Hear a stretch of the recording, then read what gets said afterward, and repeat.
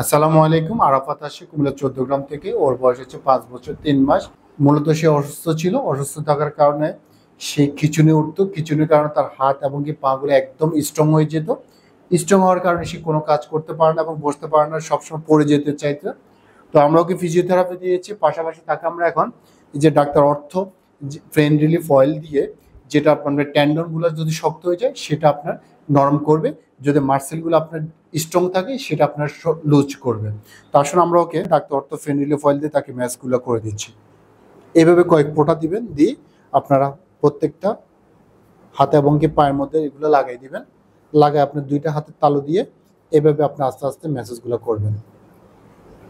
এভাবে ম্যাসেজ গুলো করতে থাকবেন। সেম এই পায়ও সেম পায়ও